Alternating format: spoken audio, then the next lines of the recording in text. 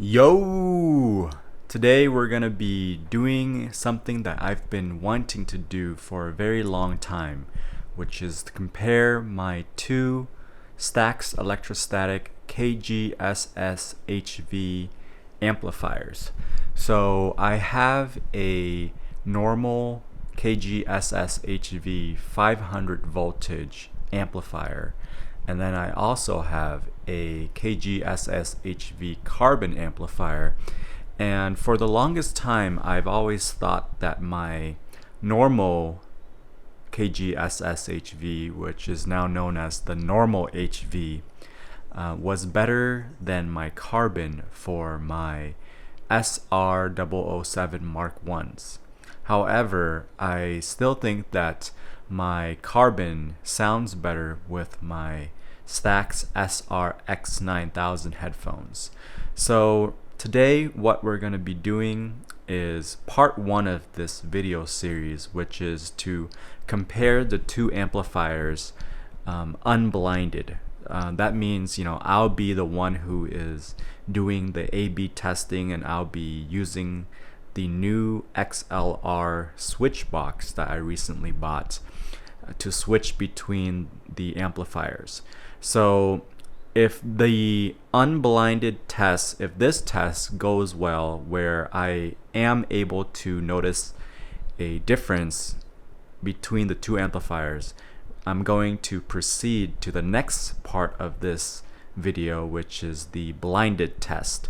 I haven't really formulated a procedure for the blinded test yet, but if this unblinded test goes well, I will go ahead and try to find a procedure for the blinded test that will work well. So if you guys have any comments about my testing process or any improvements that I can make, please let me know, because I'm relatively new to actual A/B testing and direct comparisons with these kinds of amplifiers.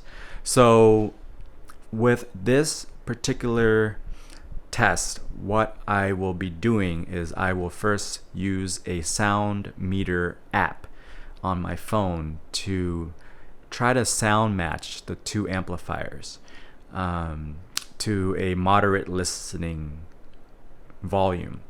And then I will also warm up each of the amplifiers for at least 20 minutes so that they are properly warmed up, because I know that I've had this experience in the past where I think that my Carbon amplifier sounds better when it's properly warmed up.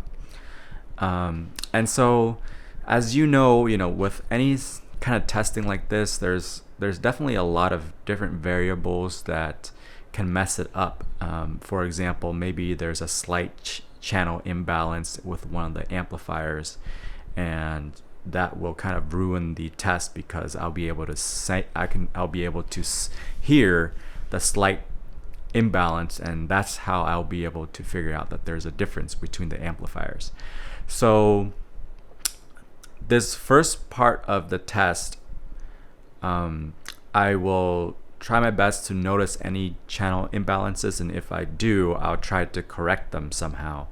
But otherwise, what I'm planning to do is I will listen to a whole bunch of different songs and try to switch between the two amplifiers and see if I can actually tell the difference between the amplifiers, and if I can, which songs are the most obvious differences, are most obvious for me to tell the difference.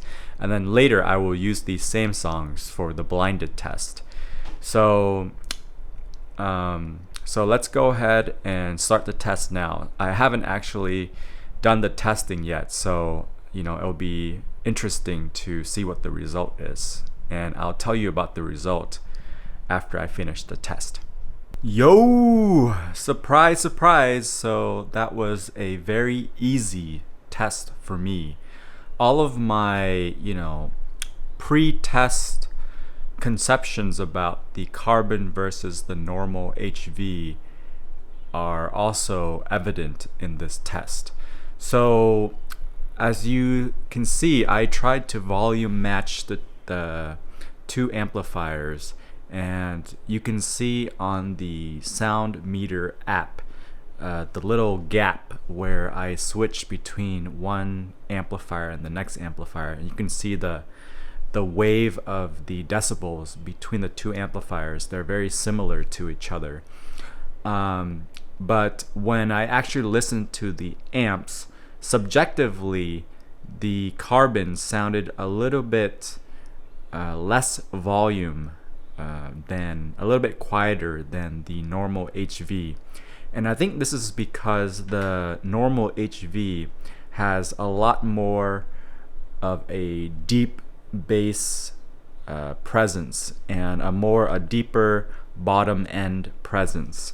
So when you are listening to the normal HV, the 500 voltage KGSSHV, the sound seems more authoritative, like it just sounds louder because of the more bottom end emphasis. And so I listened to three songs, mainly three different songs that kind of give me a good idea of what's going on with the spectrum. So the first song is Gave Your Love Away by Majid Jordan. This song is a very bass heavy song, and it was very evident from the very beginning when I listened to this song that the normal HV had a lot of a deeper bass strength to it compared to the Carbon, which sounded a little bit anemic compared to the normal HV. And so to me, if I were, I think that if I were doing a blind test with this song between the two amplifiers, I would easily figure out which one is which. So the next song that I listened to was 2 a.m. by Anna Nalick. And so this song is more vocal heavy, more of an acoustic vocal song. And this song on the normal HV, the voice of Anna Nalick is more, the image of her voice is more spread out throughout the whole soundstage versus the Carbon, which is able to cast Anna Nalick's voice a little bit farther back from your face. And so this is a common theme that I've noticed between the Carbon and the normal HV with my Stax SRX 9000s. So I use the SRX 9000s for this test because the 9000s are really one of the most revealing headphones that I've ever used. It's able to pick out a lot of details, and the way that it's, the revealing, transparent nature of the X9000s allows it to be the best candidate for this kind of test. So once again, Anna Nalick's voice in 2 a.m. is, to me, better on the Carbon. It's not, I wouldn't say it's better, it's just a different presentation in the sound. Like the sound stage is deeper for the Carbon, and this is even more evident in the third song, which is How It's Going to Be by Third Eye Blind. So this How It's Going to Be song is more of a multiple instrument band song, and in this song the differences between the Carbon and the normal HV is that the normal HVs, the images of the sounds are more smashed up in your face, and you don't have that sense of depth that you get with the Carbon. The soundstage on the Carbon with this song, to me, sounds more realistic. You kind of hear the instruments placed on a deeper soundstage, and you kind of get an idea of, better idea of the room that it's in versus the normal HV, where it just sounds like everything is kind of smashed against your face. So the conclusion of this test is that yes, by me trying to sound match the two amplifiers and by me using the switch and A/B testing the songs with a very slight delay, maybe 2 seconds. It takes me about 2 seconds to plug the X9000s between one amplifier and the next amplifier, and then also switch the XLR box from A to B. It takes me about 2 seconds. So there's a 2-second delay between the different amplifiers that I'm listening to. So, with this delay, I'm able to definitely hear a difference between the two amplifiers. So, unblinded, I can definitely hear the difference, and the differences that I hear are the same differences that I've heard before. It's not something that I'm surprised about.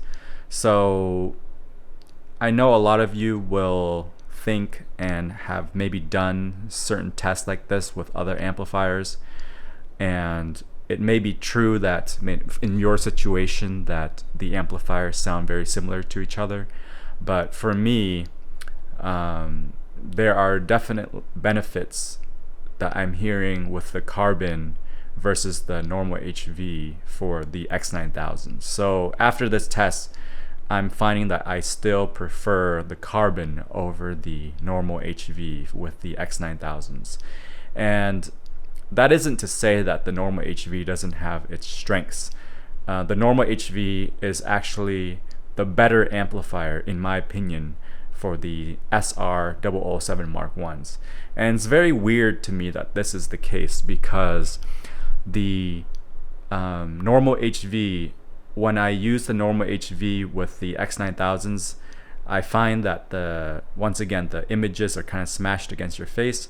But when I use the Stax 007 Mark Is with the Carbon, I get a lot of weird things. Like, for example, I feel like there's a dip in the upper mid-range between, in vocals and in cymbals. The cymbals with the Carbon and the 007 Mark Is, the cymbals have a kind of a plasticky character, and there's kind of a dip between the upper mids and the frequencies where you hear the cymbals.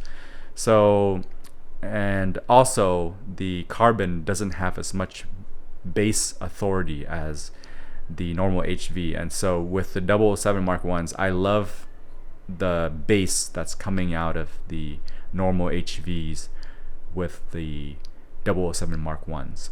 So once again, I prefer the Carbon with the X9000s, and I prefer the normal HV with the 007 Mark Is.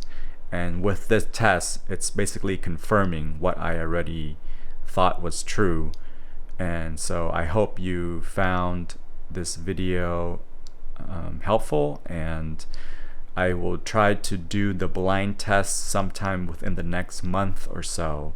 I'll have to have my wife do the switching, so we'll have to see how that goes. If you have any suggestions or comments about this test, or how I could have done it better, or any concerns, I'm sure there's a lot of different variables that I haven't accounted for, in terms of the cables and whatnot. So to add some more detail to this, the cables I'm using are mostly Cable Matters cables that I bought off Amazon, and the XLR switch is also something I bought off of Amazon, and the DAC is a Topping D90LE DAC, which is currently my favorite DAC so far, which I also got off Amazon. So that's the equipment that I used. And for the source, I use my MacBook Pro using Amazon Music HD, and so hope those kinds of specifications helps you out in assessing my tests. All right, thanks for watching.